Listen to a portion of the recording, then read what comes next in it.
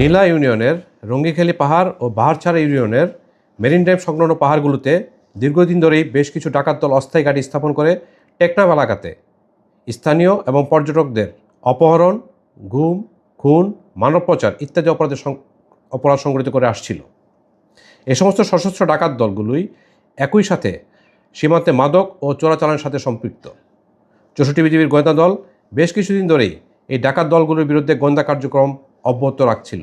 এরই ধারাবাহিকতায় গত ১৭ ডিসেম্বর ২০২৫ তারিখ আনুমানিক ১৮০০ ঘটিকায় গোপন সংবাদের ভিত্তিতে জানা যায় যে নীলা ইউনিয়নের আওতাধীন উখিয়া ব্যাটালিয়ন অর্থাৎ ৬৪ বিজিবির বিপরীতে রঙ্গিখালী পাহাড় এলাকাতে কিছু ডাকাত সদস্য সশস্ত্র অবস্থায় রয়েছে। পরবর্তীতে উখিয়া ব্যাটালিয়নের একটি চৌকস দল আমার নেতৃত্বে তাৎক্ষণিকভাবে ৩ স্তরের রণকৌশলগত অবস্থান গ্রহণ করি। পরিকল্পনা অনুযায়ী একটি দল সীমান্ত এলাকায়, একটি দল রঙ্গিখালী পাহাড় এলাকায় এবং একটি দল কক্সবাজারগামী মেরিন ড্রাইভ এলাকায় অবস্থান নেয়।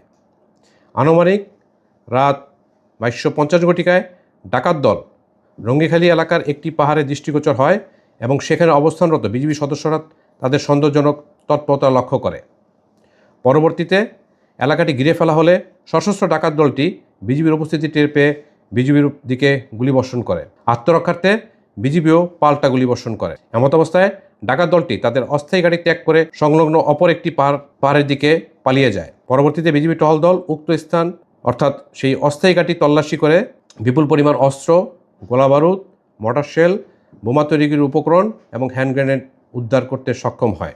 তদন্ত ও প্রাপ্ত তথ্যের ভিত্তিতে ধারণা করা হচ্ছে যে এই ডাকাত দল উপরোক্ত অস্ত্রের মুখে বিভিন্ন ধরনের অপরাধ করে আসছিল। সঙ্গত কারণেই তাদের বিরুদ্ধে ৬৪ বিজিবির এই রুদ্ধশ্বাস অভিযান।